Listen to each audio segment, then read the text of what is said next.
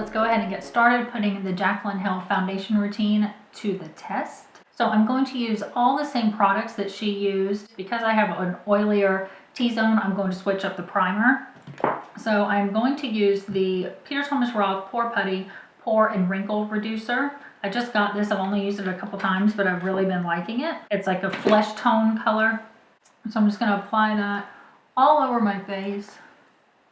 And then for the wrinkles that are on my forehead, I will use the Makeup Forever Step 1 primer. This is a smoothing primer, and I just put it on my forehead. So I'll just take a little bit of that, put it in my problem area.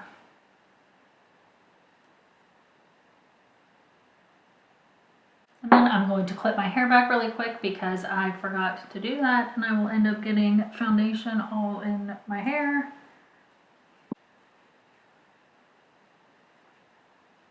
That looks really cute. Okay, so I am going to use the Cover FX foundation, and this is in the color G50. It will look a little bit lighter than my face when I put it on, but it matches my body, so don't be alarmed. And then I'm going to apply it with the Morphe M439 brush. It looks like this. And I'm going to use 1 drop of this facial recovery oil. I got this from a spa in Colorado when I went snow skiing, so just use whatever oil you have. So I'm going to put some of this foundation on the back of my hand. And this foundation is really thick. So I think the oil is going to help not only give us the kind of natural look that we want, but it's going to thin it out a little bit to make it better to blend.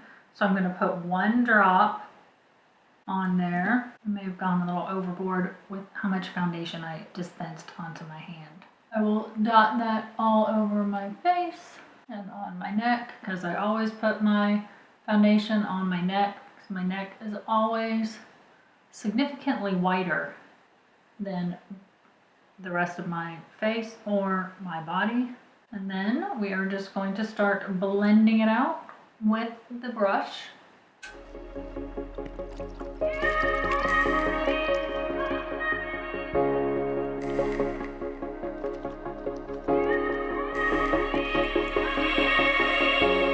You're like poetry, the crazy whirlwinds blows dust from the corners of my mind. Been long since last touched for the first time. Thought I was crazy until I reached out and saw your hand there waiting for mine, like the stars had all aligned. And I breathe your aura, cannot leave your aura. You have me like gravity. You don't have to try it, it's just like a magnet. You have me like gravity.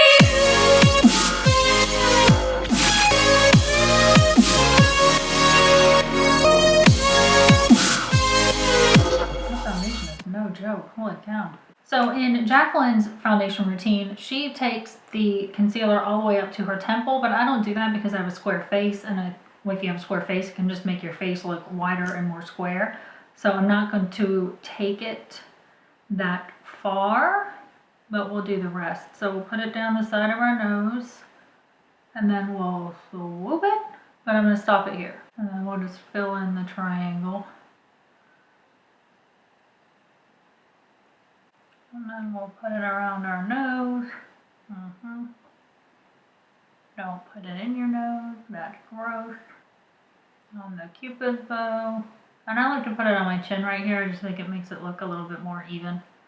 But that's a personal preference thing. And I don't put it on my chin here because my chin protrudes. But if your chin doesn't protrude, you can put it down further. And then we'll just blend it all out with the Beauty Blender. I don't have a Real Technique sponge, otherwise I would use that just for consistency sake. And I like to put the excess up here on my forehead. I don't like to put actual, product right up there just because my forehead is wrinkly, so I'm trying to use the least amount of product up on my forehead. Then I highlight down the center of my nose. I don't contour the sides because I broke my nose growing up, and so the sides are crooked, so I just like to highlight the bridge of my nose. That's how I contour it. And then I just am careful when I blend out the concealer on my nose that it doesn't go down the side. You want it to stay right on the bridge.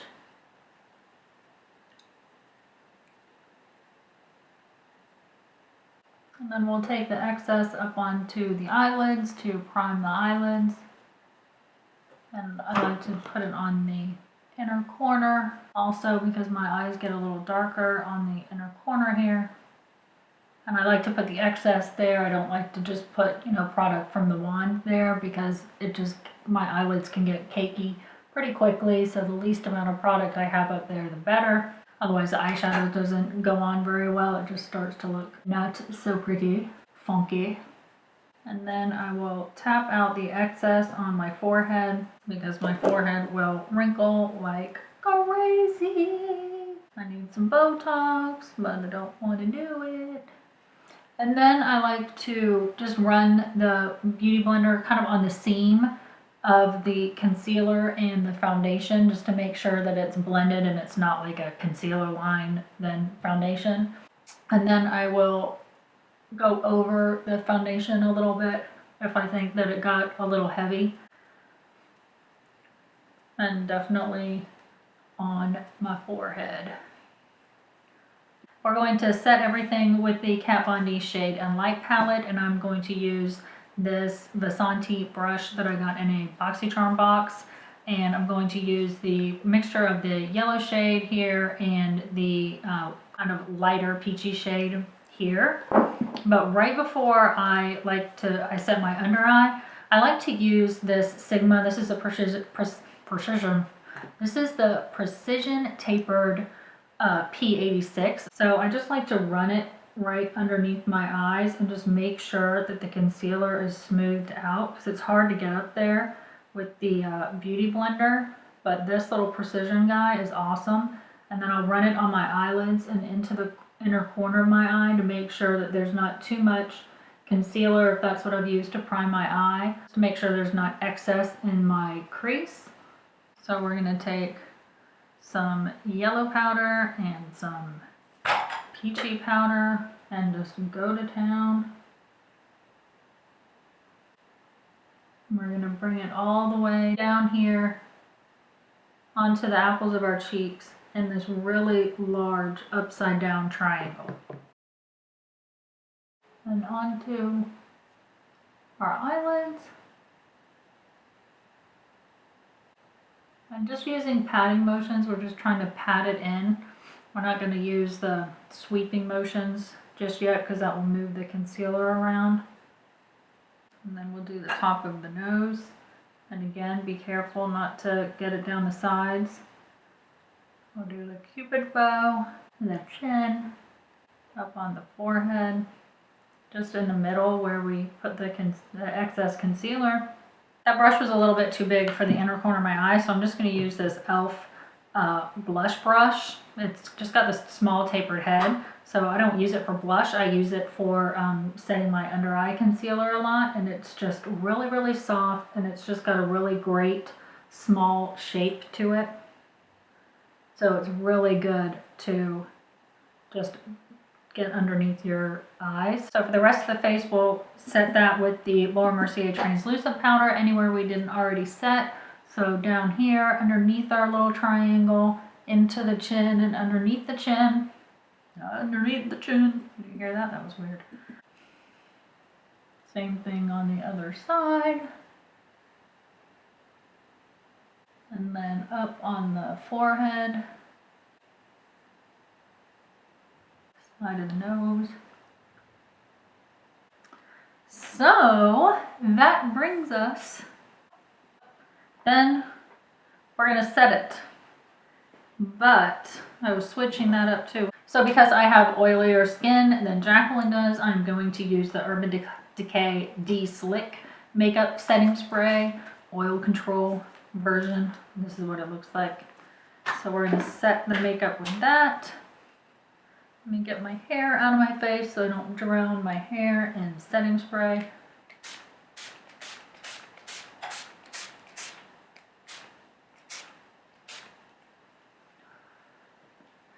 I I just recently got into setting sprays, and I think it really does help with how powdery you look. It just makes all the powders kind of melt together and into your skin better with the setting spray, and then I think it really does make your makeup last longer. So if you're having a problem with either of those things, try out one of the setting sprays in the Sephora travel section. They have a lot of smaller products. This is the travel size. So that's it for this video. I think her foundation routine, obviously she's an expert, is really awesome, but it is easy for anybody to achieve. I'm not an expert in makeup. I just love makeup, and that was really easy to pull off.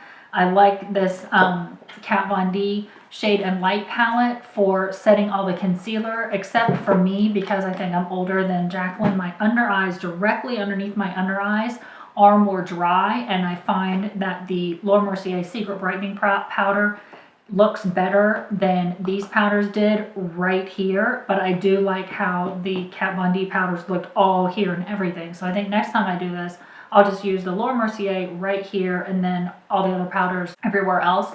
But if you're 40 like I am, the rest of the foundation routine is great. I would just maybe try that Laura Mercier powder. And then I really like this Cover FX foundation. This is actually the first time I've used it. It is really thick though, so I think if you didn't add oil to it, it might be a little bit harder to work with. But I think it turned out really nicely. It has really nice coverage, but it looks really natural. It doesn't look like I have, you know, cake face in real life.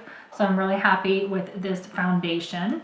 So yeah, that's it. I hope you like this video. If you do, give it a thumbs up. Let me know if you want me to kind of reproduce any other videos and see if any of the other things that the gurus are doing, how easy they are for us regular folk to reproduce. And I would be happy to do that. I think that would be really fun. It would be a neat little series, like to reproduce what they're doing to see how easy it really is, because they make it look so easy on camera, but maybe it's really not that easy in real life. But this foundation routine was really easy. These products are really great. So go ahead and give it a whirl and leave me a comment in the comments below and let me know what products you're using, or if you've tried this before or anything like that. I'd love to hear from you. And don't forget to subscribe if you haven't already, and give this video a thumbs up. And all the information for all the products that I use will be in the description box below, along with all the links to all my social media, my Instagram, my Instagram, my Twitter, my Snapchat, and my Facebook. All the links are down below for all of that. So be sure to check that out, and I will see you in my next video. Bye!